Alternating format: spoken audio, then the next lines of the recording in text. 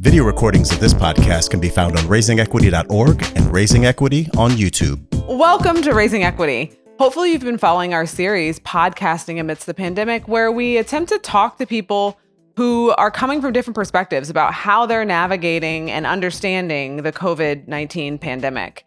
And today, I'm lucky to have with us a friend and colleague in a lot of ways, PaKou Her, who has over 23 years of experience in anti-racism organizing, has been with a number of organizations doing important work, has her own consulting firm, and I'm just really appreciative that she's lending her time to share with us her thoughts and experiences today. So welcome, PaKou. Thanks for being with us. Of course. Thanks for having me. I appreciate it. Yeah. So let's just start with how you're doing. Like, how are you? I feel like we're asking that question in a more real way than we typically do in our society, right? Like, I really mean, how are you? I am really exhausted at this point. We're like a few weeks in. The kids have finished their second week of school at home with me. I work from home. And I think my exhaustion right now is very much like me needing to ask myself, at what stage of grief am I on Kubler-Ross's little system of grief? Like, what stage am I in? What's actually happening? And I think there was a part of me that the last couple of weeks I've put a lot of energy into trying to remain positive for my kids. And I don't have much juice left right now to be positive for anybody. I need to recharge. And, as a parent, that's my job. I need to do that. But I'm also discovering that I have a limited store of how much I can do around that. And work is also really bonkers right now. We're doing so much at Parents Together, trying to be useful to parents and families during the pandemic. And so we've been in rapid response mode going on 3 weeks right now. Gosh, that's right. That's a lot. Yeah, no, I hear you on that piece around trying to be positive and upbeat for these young people that we're supposed to be guiding in the world. Mm-hmm. And part of what I've come to is that, part of my work, yes, is to provide that hope if I can, but also to be real and honest. And the fact that we don't have to be chipper all the time. We don't have to have a positive outlook all the time. And we can adapt, that we can be sad and angry and still move through our day. And I think in a lot of ways, I protect my kids from my own ups and downs emotionally, right? Not that I don't show them that I'm sad or upset or angry, but this is 24/7, we're together. And so they get to see it all. Yeah. Yes. And I think it's required. Oh, go ahead. Go ahead. No, I was going to say, I think it's required a certain level of vulnerability and transparency with them, but also a level of forgiveness that when I'm not feeling great and I react or respond in a particular way and I choose to be unkind or I act out in a way that is triggered by stress, that I've also had to learn how to be more gracious with myself and seek forgiveness from my kids and my partner, because there's just a lot happening. And it's interesting, you were just saying how do we show our kids and other young people how to be emotionally present with whatever's happening. Is we've had lots of conversations in our house about that too, where my younger daughter has said that she is afraid of some things, and your first reaction is to want to say, well, you don't need to be afraid. We're here, we're going to take care of you. And it's been an exercise in saying it's okay to be afraid. It is okay to be sad. It's okay. All of those feelings are okay. And they're not the only things that we'll feel forever. And let's find things to do or ways to be involved with our community or ways to be together that will help us have other feelings too. That's been a very present conversation for us. Yes, yes. And let's talk a little bit about your work at Parents Together. So there you do digital advocacy for Parents Together. Maybe tell folks a little bit about the organization and your work there.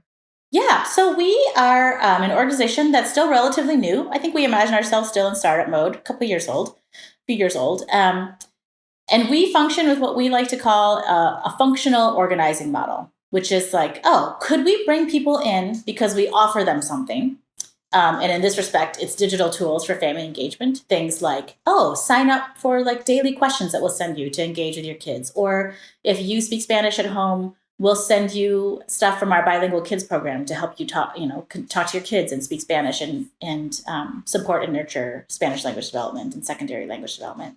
Those kinds of things, which are in many respects fairly apolitical, and wouldn't necessarily fall into advocacy, but very much like a parenting product. And the idea is, could we get people to come and connect with us around a product that gives them meaning and they find valuable, where then they want to have a relationship with us? And then could we build off that relationship and help them engage in advocacy?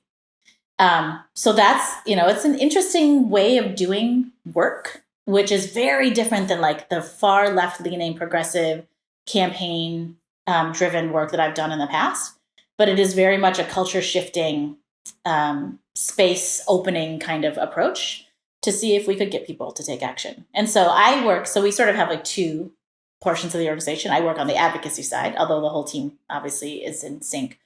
And we've worked on lots of different kinds of issues, running online petitions and targeting members of Congress and making phone calls to people and doing community events that have really been on any number of issues that impact families and kids. So everything from protecting food stamps and SNAP and creating equitable access to education. We've also done stuff on family separation and detention centers. We've done all kinds of stuff. And so it's an interesting period of the organization's life to try to figure out like what moves somebody who would otherwise say, I don't talk politics, but they would be willing to engage in something if we helped them see the importance of it. In some ways, this feels like a perfect marriage of all of the work that you've done. Yeah. I'm remembering when I met you. I want to say, I was looking back, I think around like 2005-ish, and you were doing anti-racism training. And I was in the training. And I remember just thinking like, who is this cool person? Like, I want to know them better. And it was, it was the way that you did the training was, it was inviting. It was like, be in relationship with me and let's be curious about this thing, racism, together.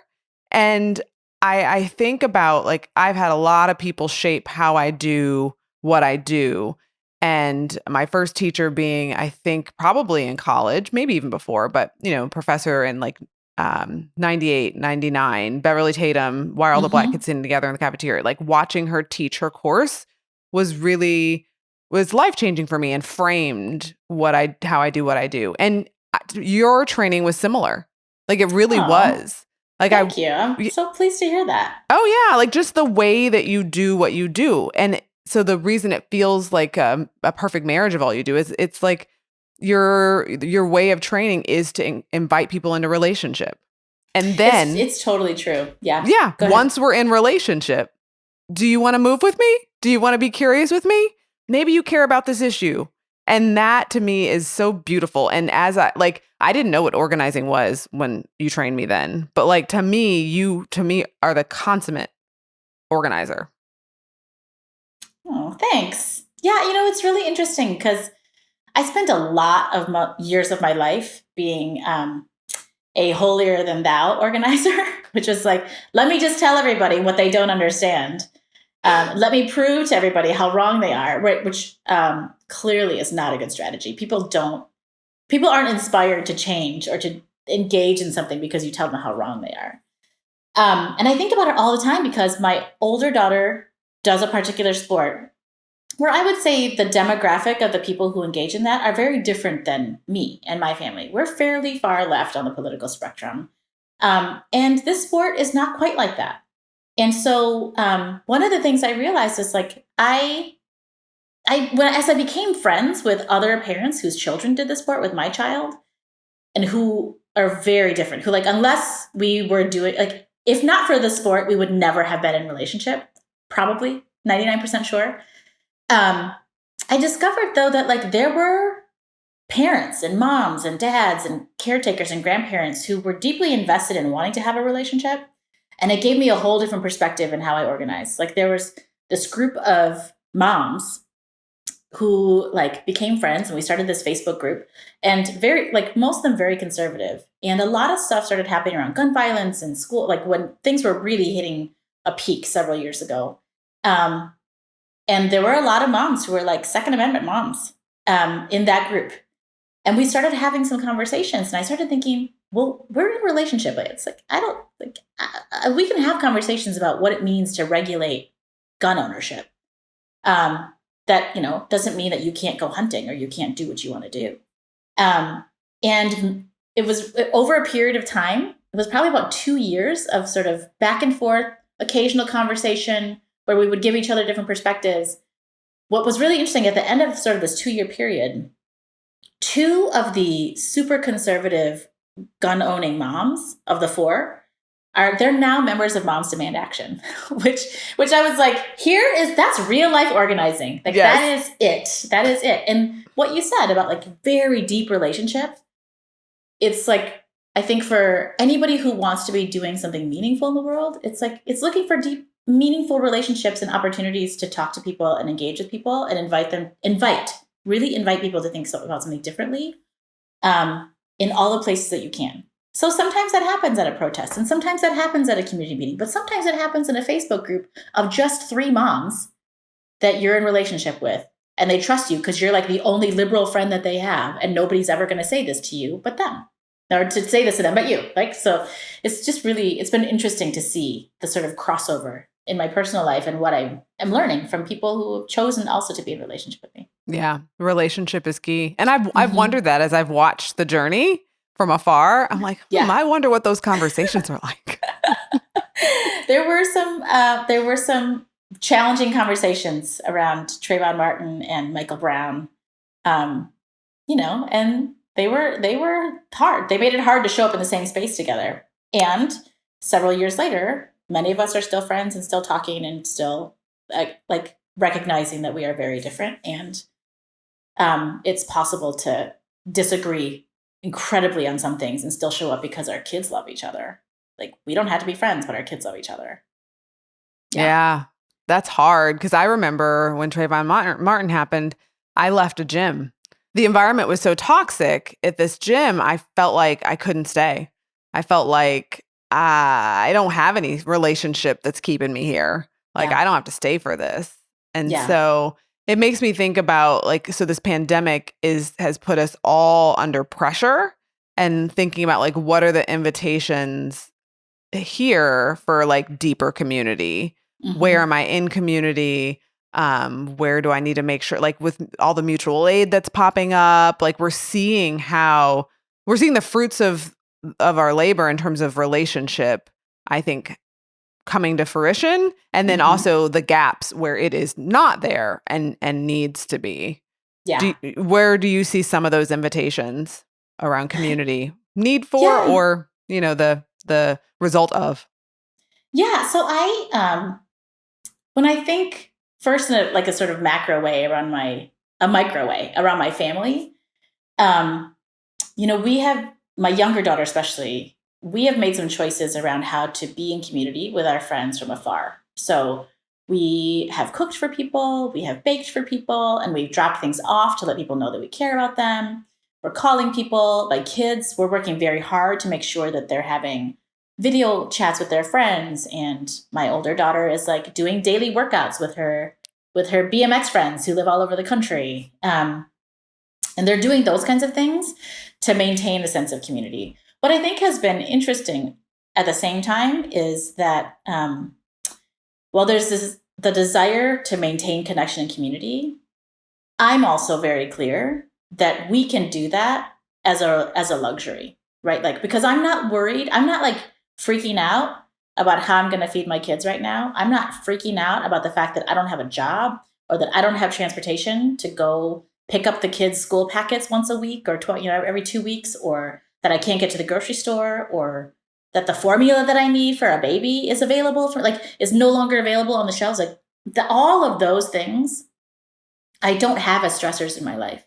So it's easy for me to say to my kids, let's take this time and choose to play the games we never play. Let's take this time and choose to be close and make a choice to see what's great about being stuck in this house together or immobilized in lots of ways. Like, it is a real privilege. As much as I think everybody should be able to cultivate that in order to survive what's very difficult right now, in the same, in the similar way as like marginalized communities should also be cultivating joy because that's what keeps us alive.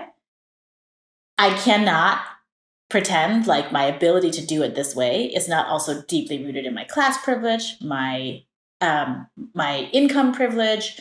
I mean, there's just so much that makes it possible for me to greet the pandemic this way and to teach my children that this is the way they should do it because we got it good. Absolutely. And so we've talked about that too. Yeah, I've talked about that with my kids as well. Yeah, it's been interesting, this whole conversation around we, having and the privilege that we have in terms of space and food, all the things that you've said. And my son was complaining about something the other day, and I just, I had to stop him. I didn't want to be one of those parents who's like, there's kids who are starving.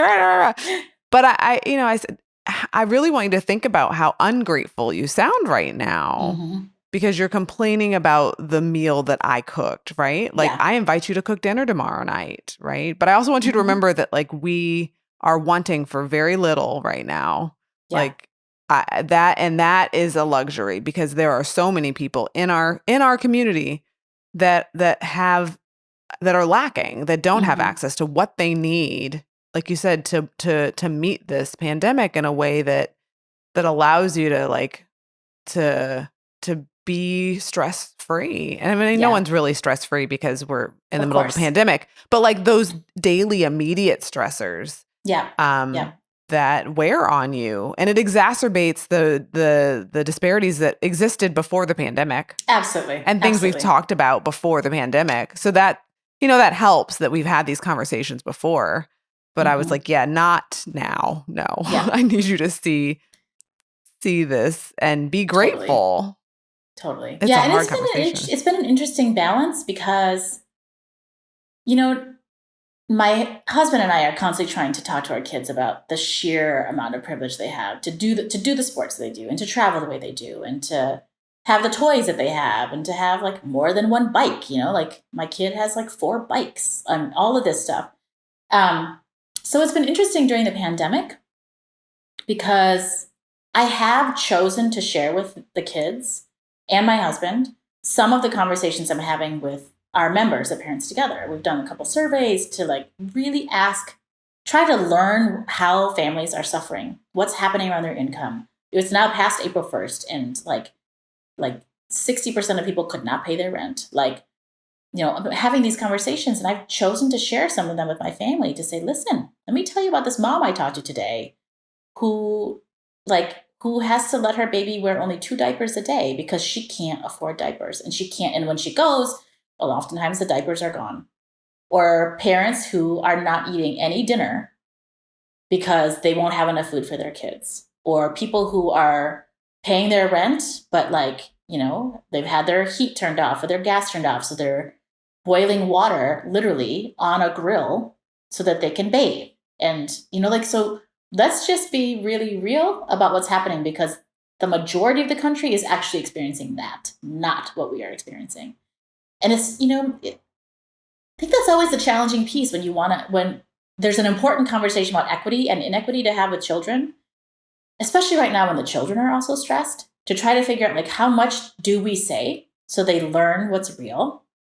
How do we say it in a way where cognitively they will understand? Because, while my children are 9 and 11 and fairly advanced, like they're still children with their own challenges and the things that they're worried about. But it's, the eye of that needle has been relatively small. Like I'm trying to figure out how to thread it. Yep. So that they don't feel horrible about what they have. So they don't like spiral into like gloom and doom. But that like, we're not kidding about what's actually happening for the majority of people in this country right now. Yes. And it makes me think about what we started to talk about, just the fact that we can be scared or anxious or nervous and, right? Like the and. Yes. I have to remember that, they're capable. And as long as I'm not doing it from a fear tactic perspective of like, look what could happen. Like, no, yes, that's unlikely to happen to us. And And here we are at a time where we don't know what will happen. And so it's this, I hesitate to say share some of the stories with my boys, because I can't say, and that won't be us. Mm-hmm. Like we can't promise that. Right. We can't promise anything right now, it feels like. Yeah.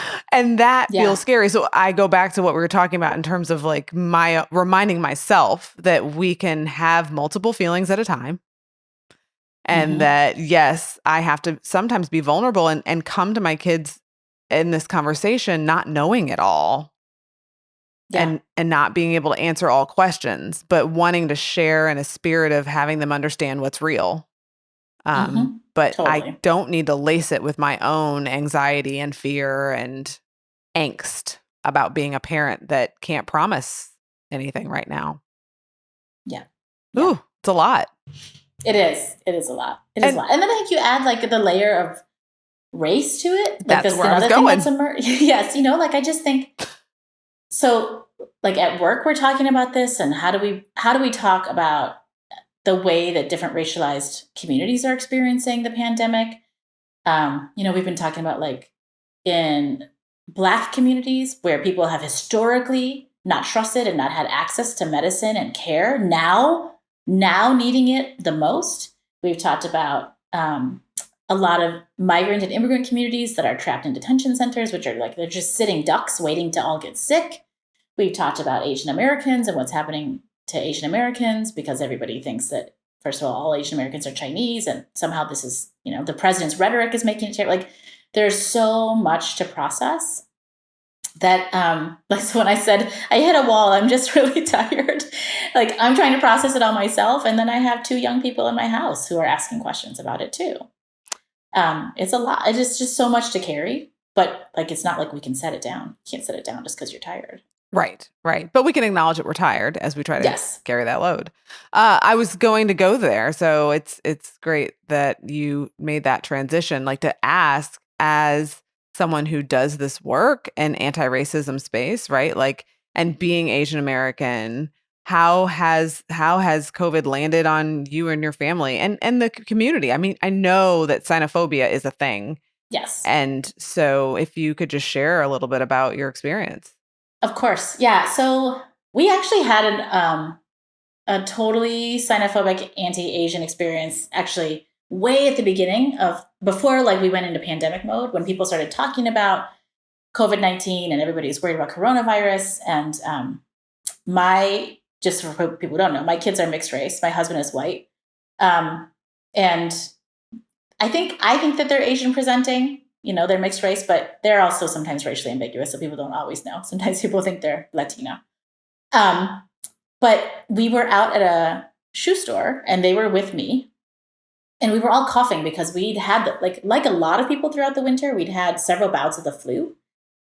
And there was like a remnant cough that we had in our family. We were at the store, and we were shopping in this aisle. It was my older daughter, myself, and 2 white people who were not together. Because I sort of pieced this together when we'd had this experience. And a white woman next to me and another white person on the other side of her.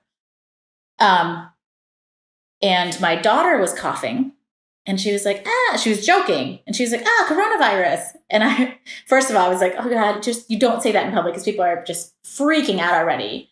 But I was like, and you don't say that as an Asian American for sure. But she'd already said it. She's 11. Right? So the woman next to me starts freaking out. And I'm like, I literally had to say to her, it's not coronavirus. It's not coronavirus. But while this is happening, the person on the other side of her, who is not Asian, or not Asian presenting at least, was also coughing a little bit. And the woman was like, are you sure? And I was like, it's not. She's joking. We don't have coronavirus. And she kept looking at me. But the person next to her was also coughing. And I was like, wait, you're not saying anything to that person. Like, it's very clear. Like, there was a very clear, in my experience, connection between how we looked to her, the fact that my kid had an itchy throat. Sure, she was joking about coronavirus, but like, she only said the word once. And like, but it was such an interesting juxtaposition. So then I had to have one of those sit down conversations with my children, in which I said, you cannot joke about this. You can't talk about this. you can't say this. If you cough, you need to try to cough quietly. Like it was a very, very intentional conversation. And I too have had the flu this winter, and I've had this like residual cough that comes and goes for the last 2 months. And I find myself stifling my cough. I found it feels ridiculous to say it, but I found a way where I can like laugh that in a way that like I can start by coughing and it sounds like a laugh, because I am absolutely, without a doubt, concerned about what people will say or do. Like people are getting stabbed. Like Asian Americans are getting stabbed and beaten and chased down. And like all these anti-Asian groups online are saying they're going to go shoot a bunch of people. Like this is two little Asian kids in the South were like stabbed because of this. This is a serious conversation. So we've had to have that conversation in our family. And it's felt terrible to have to say that. Yeah. Absolutely terrible. And in the same way that like now there's all this news about like everybody should be wearing masks. Like when you go outside, you should be wearing a mask. I have been really anxious about wearing a mask in public, even though I'm asymptomatic. If I have it, I'm asymptomatic. If I don't have it, I'm not presenting. But I also don't want to be the Asian American person walking around with a mask on. Like I have only seen in Kansas, where I live in Kansas City, one person in public who's Asian wearing a mask. Now I don't know for sure if it's because all these Asians are not, but like I have to guess that at least some of us who are not wearing masks are not wearing masks because it's just as bad as people thinking you have it anyway. It's a target. Feel like people might target you. I realize we should probably define xenophobia for folks who don't know the meaning of the term. Yes. So really, when we think about this historically, oftentimes it's anti-Chinese discrimination in particular. Anti-Chinese bias, anti-Chinese prejudice. It has like a long historical, it's rooted in colonialism. It's rooted in all kinds of labor history in the United States. But the funny thing is that like you can talk about xenophobia and being anti-Chinese, but in the United States, we don't do race by ethnicity. So I'm not Chinese. Ethnically, I'm not Chinese. Ethnically, I am. My family's a small ethnic group from Southeast Asia, a tribal community. But it doesn't matter because people don't know the difference. People don't know the difference. It's kind of like Asian is Asian. Right. It's kind of like, it reminds me of like post 9/11 with a lot of the anti-Arab sentiment and people who were Sikh being targeted, or even just like the understanding, like 9/11 heightened some people's awareness, shone a light on the anti-Arab sentiment in our country, but it was there before 9/11. Just like you're talking about this long history of anti-Chinese laws and attitudes. And then because we lump all Asian Americans and, you know, regardless of your ethnicity or your nation of origin, that then you get targeted.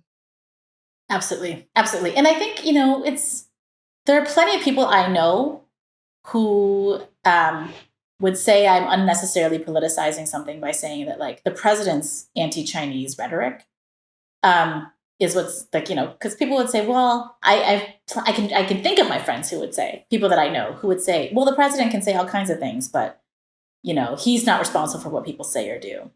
And I think, yeah, I mean, we're all individually responsible for our own actions. And like he has very, very clearly created an environment in which Chineseness is synonymous with this virus. Absolutely. And there's no reason why he would Chinese virus, China virus. Like even if he succumbed to whatever public pressure there was and he's no longer tweeting it, it doesn't matter because the cultural seed has already been sown and the permission was granted when he said it one time. He only had to say it once.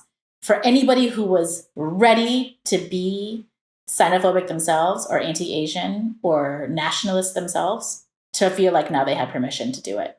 And so it doesn't really matter. It doesn't matter anymore that he's not saying it that way. Because people have already engaged fully and fed into the culture, the anti-Asian culture, because of it.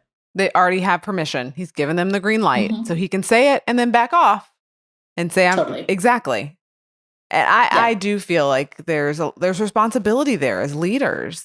And that's been something, you know, parenting amidst the pandemic has been tough because you're together 24/7 and you want to, you know, that everyone's under a lot of stress and you want to you want to try to make this time as connecting and fruitful as you can while everyone's healthy.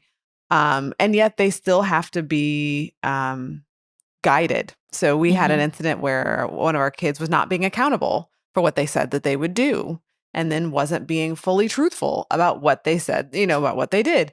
And I found myself saying, we're trying to raise you to be an adult that can be accountable for their actions and their words, and that your words match your actions, and right, all of those things that as parents we try to teach our kids. And it hit me like this is a core problem with our leadership right now. And I'm saying this, yet we have leadership that their words aren't matching their deeds, and that actually makes my job harder. Yes, 1,000,000 times harder. Yeah. Totally. And it hit me specifically around the rhetoric with the virus, and Chinese virus was one of the comments, but just other things around like ignoring actual data and science. Like we've had, it's 4 years of ignoring data and science with this administration. But it's in our faces every day. I would say that contradiction was in our faces every day before now. Sure. Right. Again. Course. Yeah. So like this is shining a light. COVID-19 is shining a light on like, are we going to be okay with this? Are we going to sit for this? Yeah. Yeah. Well, it's interesting too, like we think about what our children don't have in terms of examples of accountability at the highest levels of leadership in this country. Like my 9-year-old. So actually I should say, I try very hard not to watch the news with my kids around. I watch a lot of news for my job, and I'm constantly surveying what's happening in the 24-hour news cycle. And so oftentimes, my kids will end up in a room when I'm watching the news, and then they'll sort of watch it. Now they occasionally will turn the news on themselves, even though I'm like, I don't want you watching the news. And 2 days ago, my old daughter was like, we need to know what's happening. So sometimes we watch the news when you're not here.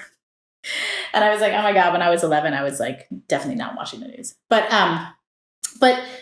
even my 9-year-old, this conversation around accountability and what we're saying and what's real versus what our leaders are saying. Even my 9-year-old was like, Mom, I don't understand why Donald Trump keeps saying this is the China virus, because aren't there people sick all over the world? And then she saw news, she brought it up again the other day when the news broke that the US had the highest number, one of the highest numbers of infections. And she's like, why are people thinking this is a Chinese thing when there are lots of people who aren't Chinese who have this? And so then we had the conversation about the disconnect between rhetoric and the super racist colonial and nationalist framing of the issue versus what's actually real. And we don't know for sure that it originated in China. All these people are saying, oh, it's from these wet markets and because Chinese people eat bats. And so then then we had another conversation about, why people think that it's because Chinese people eat bats. And I said, well, a lot of people believe that because a lot of people believe that Chinese people eat things that are quote unquote gross. But there's also history, in the United States, where if you look at all of the community bills and pictures and stuff that were hung up when the Chinese were here building the Chinese railroads or the transcontinental railroads in the 1800s of Chinese people eat rats and they're going to come in and they're going to eat it's an old trope narrative around what Chinese people eat, how it's gross, how it's disgusting, how we will judge what people are doing in order to justify that a whole group of people are disgusting and gross. And so of course they're the ones who are responsible for this. She was actually really both interested and horrified at the old anti-Chinese stuff here in the United States that we hadn't really talked about yet. And how that was connected to what people are saying now. It's an important conversation to have. It is. And it's reminding me, so in Raising Equity, we have a framework called Raising Equity Nerds, right? We are so interested in taking our kids to Kumon or having them be in the best sports, but we often aren't intentional about having them understand systems of oppression and how they have been perpetuated. And so in Raising Equity Nerds, we talk about we need to name it, right? Like what's a system of oppression operating? So talking about xenophobia and then educate ourselves. Okay, what's the history, right? We're seeing the system operating now, but what's the history? How'd we get here?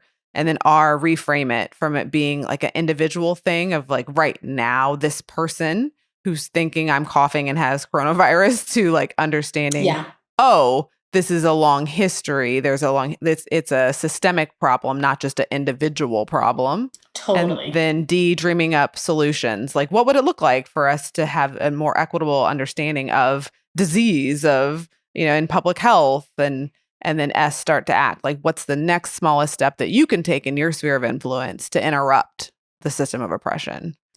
So, I love that acronym. Thank you.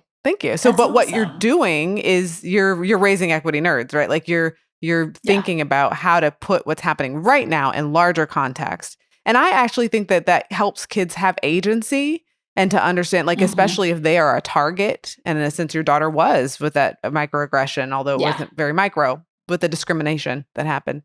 That it can help her understand that this is that person stuff, not necessarily about me, even though it was about me in that moment. So I think it has a lot of utility in lots of different ways. So interesting. Yeah. And it will explain to them, yes, why their dad and I teach them to behave in particular ways, because you're also responding to a systemic norm. We may not like it. We may not agree with it. We certainly don't agree with it. We can think it's wrong and harmful. And every time we go someplace, we still have to know how to respond to it in a way that will keep you safe, that will get you out of there as quickly as possible. Like until you are old enough to fight for yourself, my job is to get you out of that situation as quickly as possible and to keep you out of harm's way. Like, and so that's part of what we're teaching them. And, as much as we can say, like, that creates all kinds of internalized behavior, and we internalize the oppression through that behavior. Like at 9 and 11, I'm going to get you out of that situation as quickly as possible. We can talk about it later, but I'm going to teach you the behaviors that get you out of that situation. So I've been shifting to thinking about internalized oppression as more appropriated oppression. And it's not just me. Tappan is an education theorist, and there's some other folks. Rangel, I think, is one of the other theorists. And they talk about how rather than think about it as stuff that's in us, that we've picked it up, we've appropriated it from this system of oppression. It's taught us, right? And I like that framing because I think we teach our kids how to be safe and so if I can help you understand the larger system, the broader system, you might appropriate some behaviors to stay safe in that system, but you also understand the larger system. And we also can think about how when those appropriated behaviors are no longer useful or no longer serving you or no longer needed as we do the other work of dismantling those systems, right? How you might put them down, how you might interrupt this thinking of like that equals me. Well, no, that's how I have had to learn to act in this system. Totally. Yeah. Totally. Yeah. That's really helpful because I think it actually also,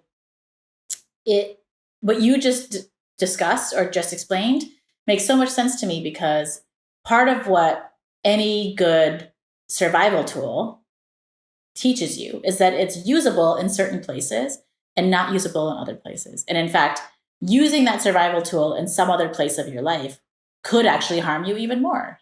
So the big trajectory, like the big life lesson is like, this is a tool that's appropriate in the situation. And then you set that tool down because you don't use it everywhere else.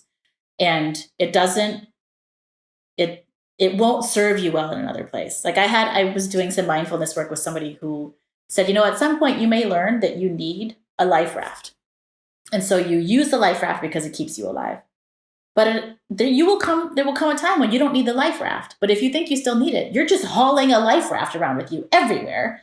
And it makes you tired and it makes you weak, or it's not serving you. You can't get into certain spaces because your life raft is too big. In that situation, you don't need a life raft. And it's been a useful way for me to think about it. And it's such an interesting marriage to hear what you just said around what we pick up, not what makes us who we are, but what we pick up and use in order to navigate an oppressive system. And then how do we learn to differentiate when I need to use that tool and when I don't need to use that tool? That's fairly, that's like some high level stuff. It's been what I've been Yeah. thinking about and trying to like think about in theory and then think about in practice. What does that look like? And I think that psychology has lots of tools around learning and shaping behavior. So I think there's a lot of strategies that we can use to help people interrupt that learning. Yeah. But it's big work to even think about what have I appropriated from oppression. Whether it's ideas of superiority, inferiority, like that's big work. Yeah. That's life work. Absolutely. Yeah. But what I think about is being able to adapt, right? The importance of being able to adapt and reflect.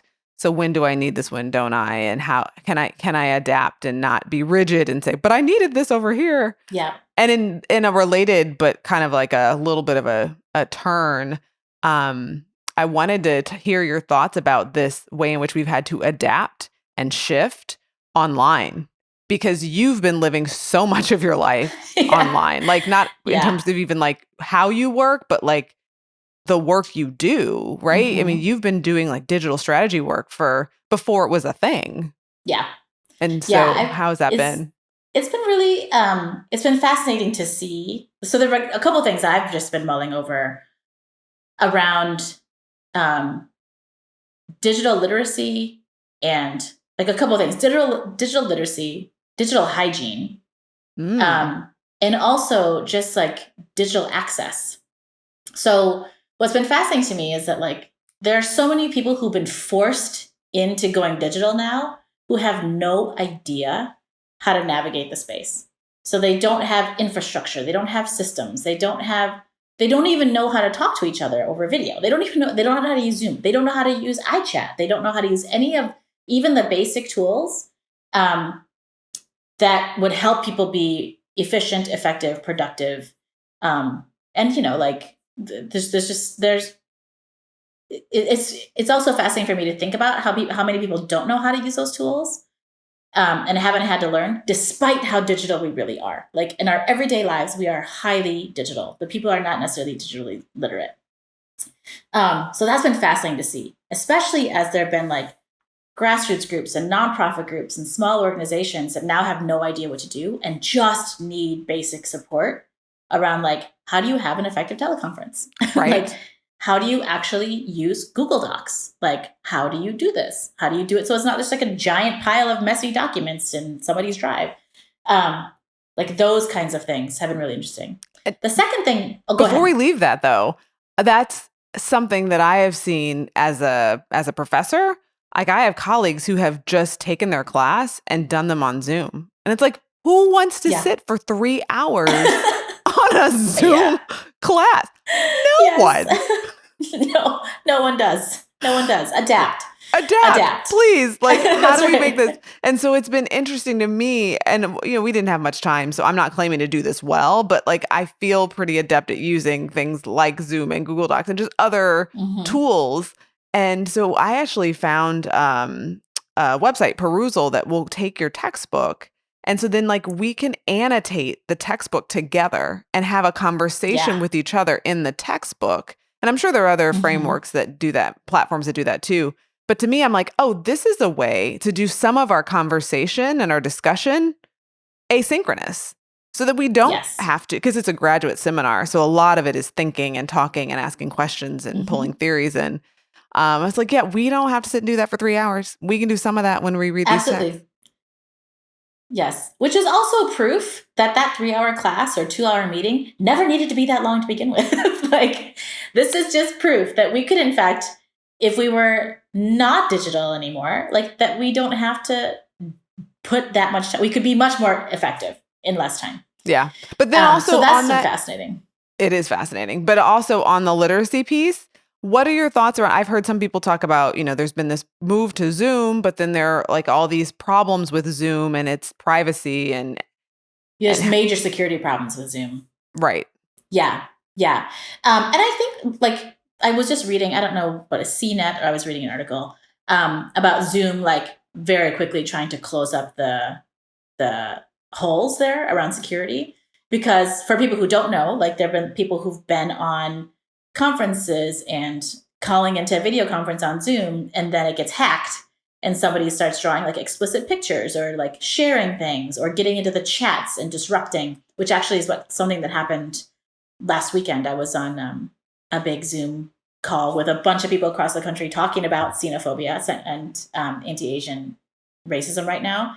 And somebody infiltrated the chat and was like saying really awful things in the chat.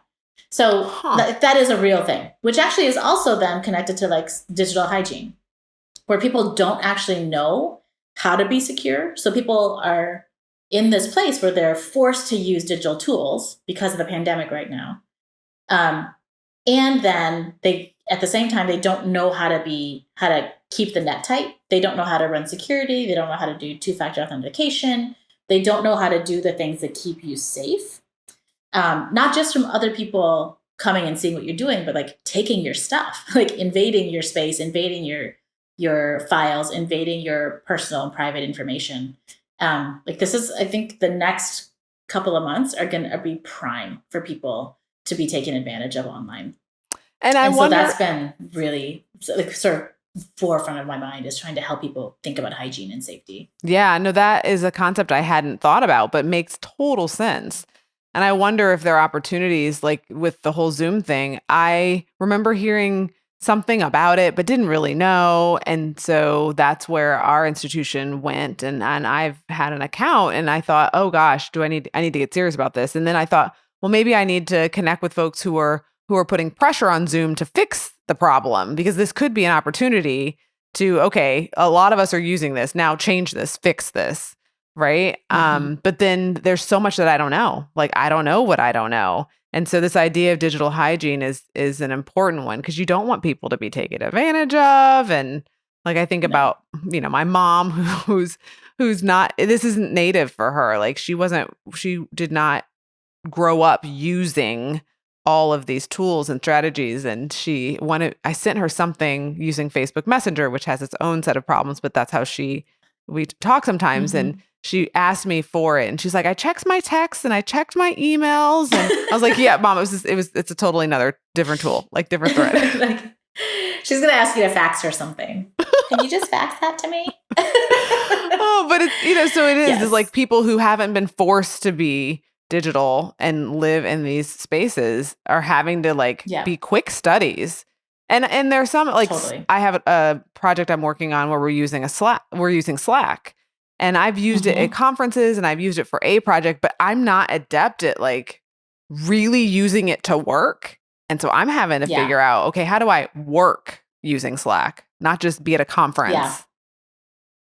Yeah, absolutely. Yeah, Slack is one of the primary messaging tools that I use for working on projects and with my coworkers. But it takes a long time because it has its own quirks, but every platform has its own way of being used culturally. So it's really, I think that's working on Slack is very different than Google Chat or when I'm on Gmail chatting with people. But that's only because as somebody who's been doing digital work for a long time, I've learned that there's the capacity of each platform and what it's really good for and what it's not really good for. But that takes a long time. I think another thing that's worth mentioning too around digital hygiene is that as children are going into online distance learning, I have like done extra lockdowns on my kids' stuff. I mean, my kids are very locked down in lots of ways, just for their own security and safety. But I am very concerned about the sheer number of children who are now online every day and who may not have people who know how to keep them safe. What do I need to be doing, PaKou? Tell me. Yeah. Tell us. I mean, I think there's really important things to do around you monitor your kids' hygiene every day. So now that my kids are on all the time, I'm looking at the end of the day at everything they're searching. I have access to their Google Classrooms, so I know how to get into their Google Classrooms and look at what they're doing and what people are saying. My children have limited apps that they're allowed to use. They're not allowed to be on TikTok. They're not allowed to be on certain things. So because I've made lots of choices around that. Or Musical.ly, which, there's so much stuff that could be risky already. But I'm constantly looking at their stuff. And I set limitations on how much they can be on certain things. So even their Nintendo Switch, where they could meet up with friends and play, which is fine, but they have limitations on that. And I track everything. And I think to a lot of people that may seem like overkill, but I think especially now, it really matters to know exactly what your kids are doing and where they're going. And, like hopefully they don't know how to erase their browser histories, right? Like my kid they don't know how to erase their browser histories, and they don't know how to go into a private or secret Incognito browser. mode. So I can totally see what they're doing. I can see what they're searching on YouTube and where that black hole is leading them. But so I say that to tell you all that that's what I do with my kids. And that means, though, that you as an adult in that child's life have to have enough literacy to know to do that. And so it's not so much, it's partly that children are engaging in online at much higher rates than ever before, now that we're going to be doing this distance learning.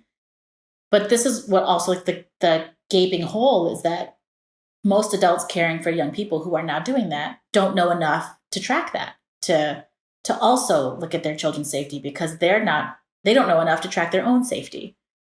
So it's been, as a parent, I'm trying to figure out what is the solution? I don't know what, the solution is lots of teach-ins, lots of webinars, lots of accessing parents. And then how do we make it accessible?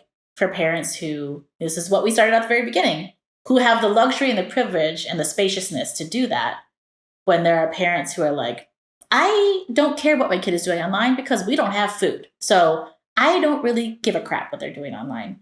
To try to figure out how to reach lots of sectors and groups of people to keep everybody safe is something that I think is going to be an emerging conversation among families. And again, like anything, it just illuminates points of access and points of inaccess. Absolutely. And that's what I would take that webinar in a second. If parents together, or if you do that, because I think about some of it I do review, not every day. I really don't. I have to be totally honest. Mm-hmm. And now that they're on so much during the day to do, like you said, their classwork, all that, I need to up that frequency. But even just with their simple ways that I've learned as they have their different profiles on the computer, right? To limit, when you tell them their age, at least on Apple products, right? You can limit explicit content. And with my 10-year-old in particular, we've had a conversation. I think it was something that he couldn't access or get to because I had that limitation on there. I was like, it's for your own good. And we were able to talk about it. And I had forgotten that I put it on there, but I'm not doing enough on a daily basis to just, and it makes total sense when you think about it, like hygiene, they need to brush their teeth. I need to make sure they're taking showers and eating vegetables. I should be reviewing their online content more. Yeah. And I didn't do it as frequently. I mean, I hear you saying I don't do it as much. I didn't do it as frequently. I did it maybe once a week before they went into distance learning. Now I'm looking at it. It's kind of like a routine. At the end of the day, I'm looking at all their stuff, the cell phone that they use and the tablets that they use. And just logging in and looking at everything. Yeah. And even just the fact that they're not going to know, if something looks off or strange, they're not going to know. But because I've worked in this sector for a long time, I will know what flags are off. Yeah, that's helpful. And even just you doing that might keep them from going down some black holes. Knowing that someone's going to be reviewing it might be enough to stop them from going down some roads. Yeah. Totally. Yeah. Totally. Although I will say my oldest child thought she was real sneaky for a while, where she would there was an app she wasn't allowed to use. And when she was given permission to use the tablet, then she'd put the app on, but then she would delete it. So that when I looked, so she would basically just install the app every time and then delete it until I caught her. and then the consequences were much steeper. But right. Because she knew she wasn't supposed to be doing that. Yes. Gotta love it. And in terms of the access piece, that's something that I see a lot of schools trying to address. We had this morning yet another email from the kids' schools. Okay, because for us, school hasn't officially started for the older one. it'll officially start on Monday. And so it's this whole thing of like, they're using Teams. Are you on Microsoft Teams? Do you have a device? Contact us if you don't, right? Whereas the younger one, they have started school-ish. We had to pick up the packet, that sort of thing. But they've been trying to address the issue of access. But even when you give someone a device, that doesn't mean that they have. Well, actually, one of the internet providers here in the area has offered to provide free Wi-Fi for the next 90 days for families who don't have it. So trying to, again, highlight the divide that was there before COVID-19. But, this is an opportunity that if we see it and we're doing this pivot, we might be able to address some needs that were pressing, but not at the top of the list for some folks. Absolutely. Well, and this is, yes, like the other interesting thing that in a conversation I had with my 11-year-old who's in 6th grade, last week in their first week of distance learning, all the kids come into Google Classroom and they can post stuff and you can see what work people are doing, what your peers are doing. And she made a comment about like, Mom, like there's only some of us who are doing the work. Like there are some people who aren't even doing anything. And I said, okay. And she's like, I don't understand why they're not doing anything because we're supposed to be in school right now. And we had a conversation about access. And I said, listen, first of all, you're here to just do your job. So you just do your job. You don't need to do anybody else's job. But second, what you don't think about or what you're not thinking about is that like there may be kids who want to do their schoolwork, but they can't for some reason. They haven't been able to get a device yet. They don't have internet at their house. Maybe they got a device and they live with an adult who decided that they were going to use the device. Like maybe there are all these other things that you don't know about that you don't have to think about because while your iPad screen is cracked because you dropped it, you have one. And there was never a question that you weren't going to get what you needed if you needed to go to school. And we weren't going to have to borrow it from school. We would have bought you one. So I said, you need to just stop and think for a minute about what you're saying and what you just don't know about what's happening for people during a very hard time, because not everybody has the level of access that you have. It's great that you can do that. It's great that some of your friends are there and some people are working. But if you're sitting here passing judgment on the kids who aren't doing something, you should check yourself because you have no idea what's happening for them. And so you just stick to doing you, and that's all you're responsible for. Right. But it was a very important conversation to have with her. Like, this is what you're seeing. And I said, and these are the kids that you went to school with before all this stuff happened. Like, they go home and they don't have computers and they don't have tablets and they don't have cell phones. They don't get those things. That's not a given for anybody. And we often say again, the majority of the world does not live like you do. So you should be thinking about the fact that most of the world has none of the things that you have. And some of the people who don't have the things that you have are the people you go to school with. Yep. And often for us, the conversation then extends to, and those things don't make you who they are, don't make you better than, right? Like that whole thing of like measuring a person's worth by their stuff, which kids get so caught up in.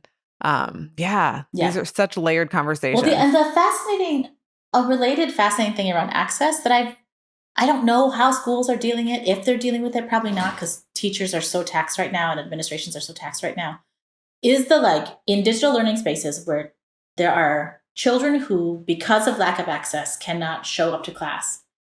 How they'll deal with the long-term impacts of that, but also how they'll deal with the shame of that. Because in a situation like my child's, where you can see what your peers are doing, you can also very clearly see like where the kids who are doing a bunch of stuff can see the kids who aren't doing anything. And to me, that just feels like an incubator for all kinds of shame, an incubator for all kinds of guilt, an incubator for all kinds of like, we're better than. I mean, my kid started that herself last week in her own. So the subtext was like, well, we're doing the stuff, but they're not. And I'm like, don't you start with this we and like us and them stuff. Right. Because embedded in that is something much deeper. And I don't know how to address it as a parent, especially when you think about like all the intersecting things around like lack of access and class and race and geography and where kids are located in the city and what their families may or may not have access to, that like, it just feels to me like a bubbling cauldron that could potentially fill with lots of shame, and nobody knows how to deal with it. Yeah. People are just like white knuckling to get like, just pick up your packets. Like all we need you to do is like do your reading homework. But there's like all this other stuff happening. And I don't know how to talk about it with teachers. I don't know how to talk about it with other kids. And I don't have relationships with some of these families where they may be experiencing that. And I don't want to assume that people are experiencing that, but I'm sure somewhere some kid is experiencing that. Right. Right.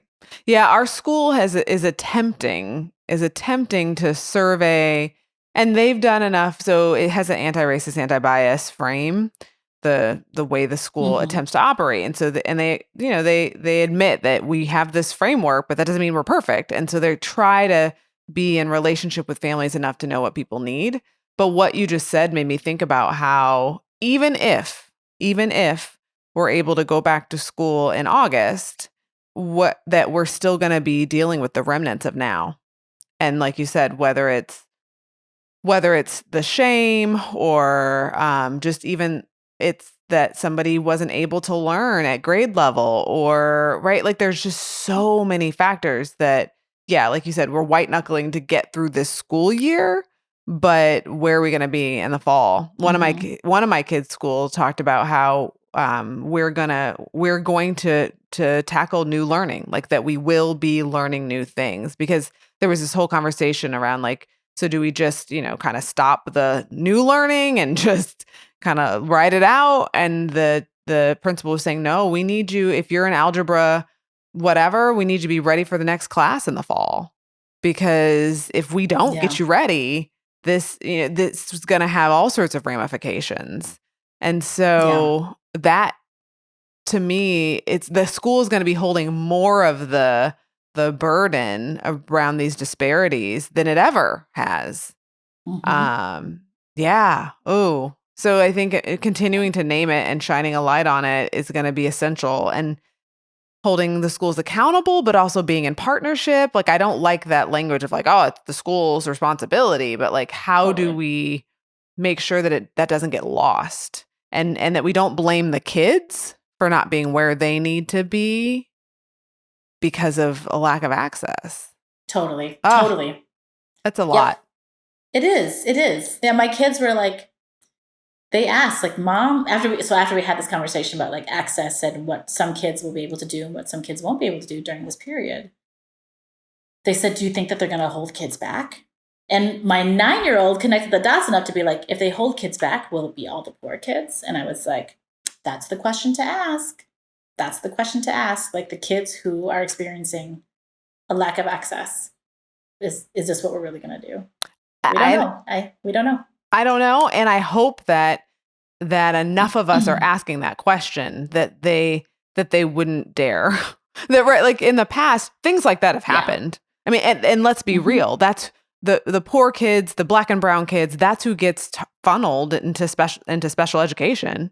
Right? We know this. Yep. It's disproportionate, and so we've been doing that. But to do it now you would hope would be egregious. But that's why we have to have these conversations and be willing to ask the question. Yeah. I know there's so much, Kira, in the last 4 years that I thought was egregious. Apparently didn't quite trigger people. You're so right. Yes. I'm sorry. I don't mean to be a cynic. I don't mean to sound be a cynic, but I'm also just like, I'm just gearing myself up for like the worst case social scenario. And then anything else will be a pleasant surprise. Right. Well, I feel like what we're talking about is the long game, is making sure that people have an understanding of these different concepts and that what's happening in terms of the current events that everyone's concerned about and what we are talking about, how you have to understand that from a anti-racism, anti-oppression lens, and that these issues around oppression aren't siloed, like they impact us every day. And if they don't impact us every day, they impact someone every day. And for us to understand how COVID-19 is highlighting the disparities that were already there. And so maybe it pushes people in this moment. Maybe it tugs at their heartstrings enough that they pay more attention, and then the issues are on their radar beyond. I try to be hopeful in that way. Yeah. And that's, the question that you asked towards the beginning of our conversation about like, where is the opening or opportunity to engage in community? Like these kinds of questions are the fundamental questions you should be asking, because they're the sorts of questions that care for community, think about community as a whole, create opportunities for everybody in the community, wherever their starting place is, to fully engage and be successful.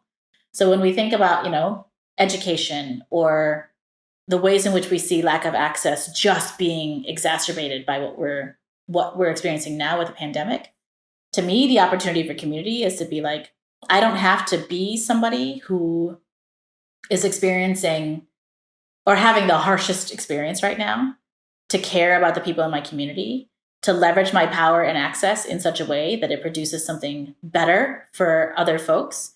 And also, and certainly in a way that isn't like messianic or like I'm going to come be the good one, but like to really ask myself, like, where does my family have access and privilege? And what can we do that would make something fundamentally different today for another person? Not because we want to feel good, but because it's the right thing to do, because that's what we should be doing in community. That's the best of social welfare and caring for one another. And if there's anything good that could come out of this, I think it would be that. Yes. Yes. How do we leverage our privilege? Awesome. Well, PaKou, if folks want to follow you or hear more about you and your thoughts, how would you want them to do that? So people can find me on Facebook. I am on Twitter, but not active. We could probably do a whole other podcast about why I'm not active on Twitter anymore. But I am occasionally there. You might see me retweet a few things occasionally, but you can find me there. You can search me on Facebook. You can follow me on Facebook if you want to see some of my posts. If you're interested in the work that Parents Together does, you can find us at parents-together.org. And you can also find us on Facebook. Like Facebook is where we do the bulk of our organizing with parents. So you can sign up with us and we can send you Facebook messages and connect with us there too. Awesome. And then lastly, if anybody, if people are looking for any training or consulting or race equity work or organizational development work, or more conversations about Asian Americans in the racial construct, I'm also always happy to talk to people about that. And folks can reach me very easily through Facebook Messenger. That's a fairly quick way of finding me. Wonderful. Well, thanks so much for joining us. I really do appreciate you taking time out of your, what I know is a busy schedule. Thanks for having me. I appreciate you inviting me to be here. And thank you all for joining me on Raising Equity. I know I learned a lot around my work as a parent, my digital hygiene, and so much more. So I want us to all think about what are the openings that COVID-19 has presented to us? How do we leverage our privilege and be in community with others around us? So thanks for joining us on Raising Equity.